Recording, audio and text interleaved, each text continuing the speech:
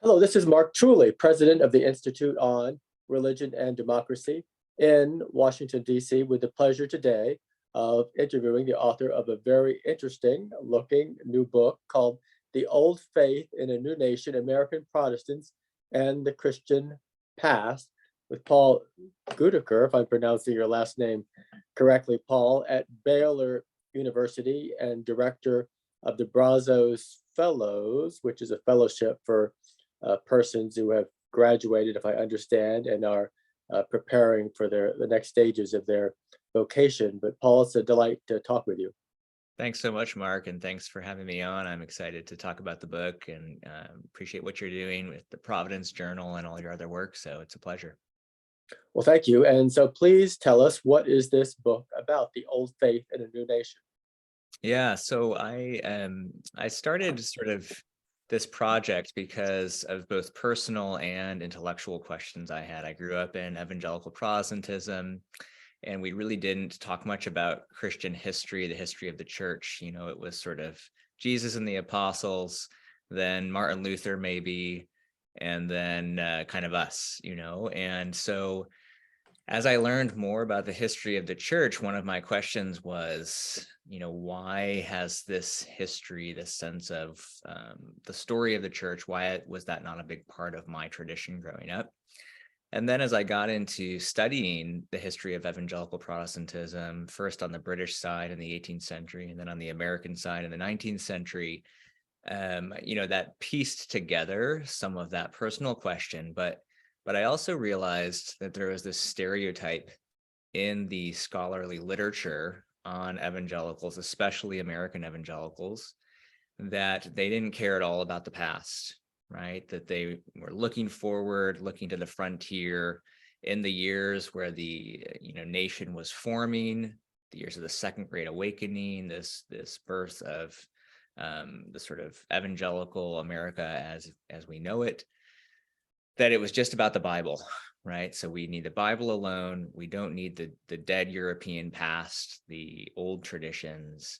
We can just look forward and press forward, right? And I suspected that might not be the whole story, that although the Bible was primarily the source of authority for American Protestants, that there was a sense of history that was underneath the surface, that there was a narrative of what had happened in the Christian past that was shaping how they thought of themselves, how they thought of the American experiment, and how they approached big questions of the day, whether that's denominational fights between older established denominations and new upstarts, or questions about church-state relations, or questions about slavery, these sorts of things. And what I found was, in fact, American Protestants read Christian history voraciously, and they studied the Christian past. They thought it was extremely important for understanding their present moment, and they argued over it whenever they argued over the contentious issues of the day. So, for example, on the question of slavery, the argument was never between pro and anti-slavery Christians. It was never a question of just what does the Bible say, although that was primarily the sort of biggest question. It was also, what have Christians done and taught about slavery before us? And both sides believed that they were on the right side of Christian history, that the Christian past justified their own position. So in the book, I try to first uncover this really important source for how American Protestants navigated the big questions that they faced, how they understood themselves, and that's this particular Protestant reading of the Christian past that they were immersed in, and then explore how that played out in several big questions of the day: education, Catholic immigration, women's rights and roles, slavery, and some of these other big questions that Protestants found themselves wrestling with. And you're looking at pre-Civil War America. That's right. So I pick up in the 1780s, post-revolution, with the debates about the Constitution and religious disestablishment. And then I sort of wrap up with in the Civil War era. So it's between the Revolution and through the Civil War, those sort of 80 years or so, where the nation was really being formed and facing these significant identity shaping questions. And of course, when your book starts, it's primarily, I assume, the established churches, the Presbyterians, the Congregationalists, the Anglicans, Episcopalians, and by the time you're done, it's mostly Baptists and Methodists and the fruits of the Second Great Awakening, right? That's right. And, this is one of the interesting things that I found was you would expect the Episcopalians, the Presbyterians, certainly the Lutherans, to care more about tradition, to foreground the importance of tradition and history. But actually, even in the early years of the 19th century, during this, as the Second Great Awakening is getting kicked off, your evangelical upstarts, Baptists, Methodists are a little slower to it, but they're there too, are very concerned with countering with their own tradition, with their own reading of Christian history that explains and justifies their own denominational distinctives. So, for example, Baptists and even the Christian movement, the Restorationists, right? So Alexander Campbell says, one of the most important things we can study after Scripture is the history of the church. We need to understand this history. We need to understand where things went wrong, and we need to be able to know the sort of cause and effect there, so that we can, as we seek reform and renewal, avoid those same mistakes again. So even the denominations that claim to be without tradition, we rely just on the Bible alone, what you find when you dig under the surface is even that very sense is grounded in a particular history and a particular understanding of the Christian past. And they're very keen to study that history, to write their own versions, write their own interpretations of Christian history, and to counter, the more established denominations who sort of claim the high ground when it comes to tradition. I mean, you say they're reading history, you're talking about mostly the clergy or the laity as well? Yeah, it's both. I mean, certainly in seminaries. So I'm dealing with, for the most part, educated, literate Protestants, but it does filter down to lay people, and you'll find quite a few references to church history in sermons, for example. So it may be less that your average lay person is studying history, but we can see through the popularity of church histories, right? So the marketing of popular versions, abridged versions of church histories, that there's an intended lay audience. It's often hard to get at, much of a sort of reader response to those things, but we know that those books are selling, and we know that ministers are referencing church history in their sermons, publishing in popular journals and magazines, religion, denominational newspapers, arguments about the Christian past, excerpts from church histories. We see it all the way down to Sunday school education. We see it in female education. So female seminaries, these women's academies, are very interested in women studying the Christian past. Some female educators say after the Bible, it's and after the history of our country, those are the sort of top two. Understanding the Christian past is of primary importance for women. So it's not just an intellectual history. There's other books that do a little bit more on the sort of purely academic side. What's the history of the discipline, right? Of religious history, Christian history. How did that play out in seminaries and in universities? And I deal with that some, but I'm a little bit more interested in the level below that, how ordinary ministers and thoughtful, educated lay people are encountering and understanding the Christian past. And you referenced that American history was prioritized over church history. Was that across the board? And is that indicative of American Protestants maybe displacing the church with America?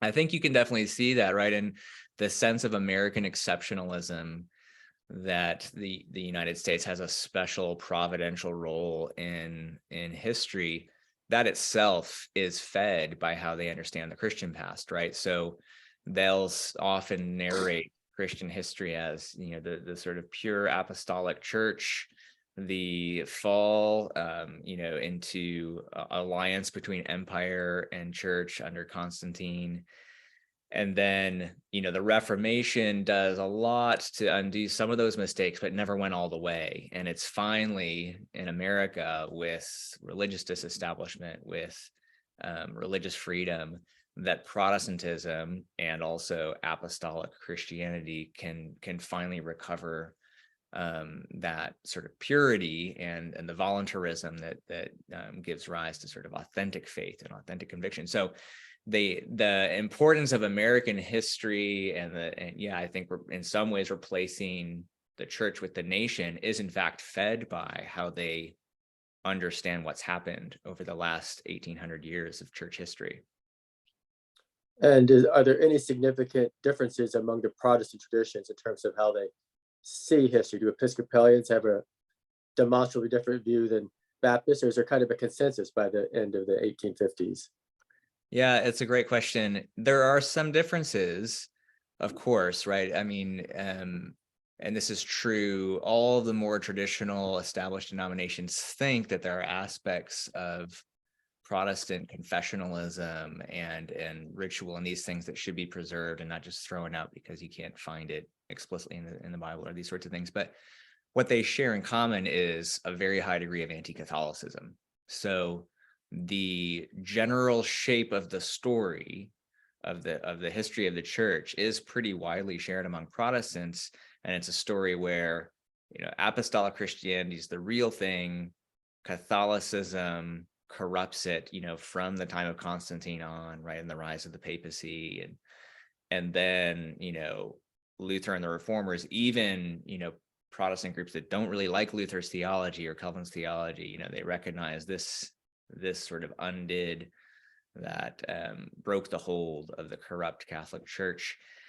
And that general shape of things is pretty intact. Interestingly, when you get to the question of slavery, you start to see people's interest on the slavery question overriding sometimes their convictions about Catholic bad, Protestant good. So, for example, you'll have some defenders of slavery who will argue that there were aspects of medieval society that were actually better than what happened after the Reformation, that the Reformation emphasis on conscience, on the individual, was a decline from medieval Christendom. And this is a very interesting departure from the sort of Protestant norm of how they'd read that history. There's another pro-slavery defender who argues that there's no way Christ would have let his church be wrong about something as important as slavery for 17 centuries. That if slavery was truly, immoral, evil in itself, that God would not have allowed the church to not recognize that until now. And again, that is rhetorical in some ways, but it betrays. It's hard to hold that position and be a convinced Presbyterian, which he was, right? That the church can't possibly err about something for so long. Well, the Presbyterian position is that medieval Catholicism did in important ways. So when push comes to shove, when there's quite a bit at stake, particularly on the question of slavery, some of those Protestant narratives can even themselves be questioned. After the Revolution, of course, those states, colonies that had established churches were disestablished. So by the mid-19th century, do Protestants basically see any kind of establishment as part of the corruption of Constantine, or how do they look back on that history? Yeah, that's a big part of actually how disestablishment presses forward. So a key component of the arguments made by folks like Isaac Backus, even Madison and Jefferson refer to this, that basically everything that's wrong with medieval Catholicism can be blamed on the establishment of religion, that the empire's endorsement of the alliance between emperor and church. And they use that argument very effectively in petitions, in speeches, political speeches.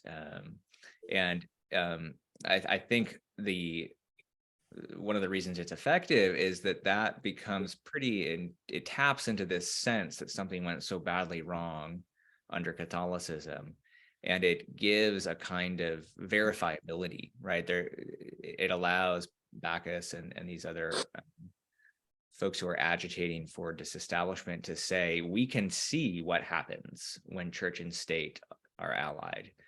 What happens is the worst corruptions of Catholicism. And then by the time disestablishment has played out, most even more established denominations, Congregationalists, Episcopalians, are also essentially arguing something similar, that there was something corrupted under Constantine, but they won't rate that as highly, right? An Episcopalian won't think as much went wrong as, say, a Baptist, or certainly a restorationist like a Churches of Christ, Disciples of Christ would. And were these Protestants of early 19th century America Christian nationalists Oh by man, our current definition or understanding? yeah, you're asking me to wade into our question of the moment, right? Well, the analogy from then to now is always tricky.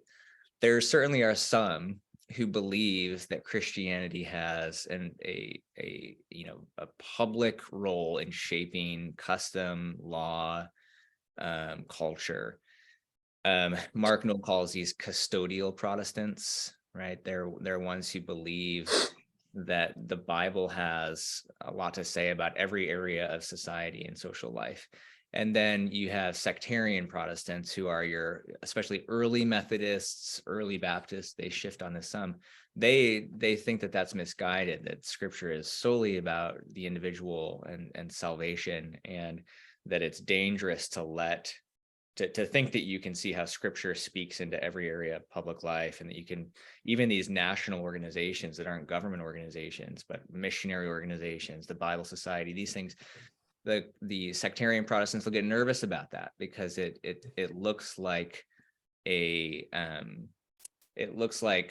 distraction from the urgent and the specific focus of true Christianity, of making disciples. So probably all of them think that America is exceptional and has a sacred place in history, and maybe that puts them somewhere in that Christian nationalist camp, but serious disagreement about how the faith informs and should inform politics. And so that, I think part of the problem with this term is that anything that looks like religion shaping public life can be chalked up under Christian nationalism.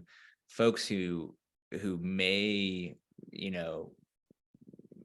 sort of resemble a Christian nationalist may not have at all the same sort of understanding of how that should play out in terms of church and state. And so there's probably, maybe I'm waffling here, but I'd say it's hard to draw a direct line from them to now. And is it true to say that these Protestants of the early 19th century were overwhelmingly post-millennial, and that would have affected how they view history and politics? That's a great question. That, I think, is the predominant strain. That the general mood culturally is very optimistic, and so I think that the eschatology, they might not even call it something like postmillennialism. It might not even rely particularly on a given interpretation of the millennium, but they're very confident that society is getting better, and that the reform movements that come out of the Second Great Awakening show this, right? We can eradicate evil, we can get rid of injustice, and we can the temperance movement, for example, right? If we get rid of this root problem of alcohol abuse, we won't even need prisons, we won't need insane asylums. And that kind of optimism that the world is being remade, that we're conquering distance through the telegraph and steam power and railroads and canals, that manifest destiny to spread across the continent and bring Protestant Christianity and democracy, all of that, I think, does betray a real optimism, progressive in that sense, right? A sense that history is moving upward, and that Protestant America is sort of on that trajectory and leading that trajectory. And yes, I think that's right. I think that's encouraged by their reading of the Christian past, right? They very much see themselves at the I mean, they're not better than the apostles, and they would never say that. But since the time of the apostles, it's never been better, right, for the church than it is now. And a very blurry line between that and a sort of view of America as an exceptional, providentially guided nation. And of course, that will fall apart in the Civil War in significant ways. That'll fracture. And this perfectionism, can that be blamed on the Methodist, or is it really across the board? Yeah, well, that's a good question. I mean, the Methodists are where you see it most clearly, and it's some of the Wesleyan breakoffs who are most concerned that that Methodism by the middle of the 19th century has left behind its seriousness, that it's become kind of comfortable and established. And I mean, this history as well or better than I do, but but perfectionism might be resonant because of these broader sort of cultural forces of this ethos of optimism, forward progress. What I think I'm trying to do in the book is to say that doesn't mean that they don't care about the past. In fact, their reading of the past is partly why they're so optimistic. And I think we should question whether that's a good reading of Christian history, whether that's everything you'd want to say, whether their bias is, I think their bias definitely, certainly towards Catholicism, is skewing their sense of the Christian past, but that history doesn't, it's not as if they are inattentive to history. It's not as if their mistakes are made because they don't care about the past. They actually care deeply about it. They think they understand it very well. They spend a lot of time studying and writing and publishing and reading it, and their understanding of it, in fact, empowers their confidence and their successes as well as their mistakes. Paul, do you have a copy of your book within reach? I don't. I haven't gotten an author copy yet. It's due out in January, so I hope to see an advanced copy soon. Paul Gutacker, author of The Old Faith in a New Nation, American Protestants and the Christian Past. Thank you very much for an enjoyable conversation, and we look forward to seeing a physical copy of your book in a couple of months. Thanks, Mark. Appreciate it very much.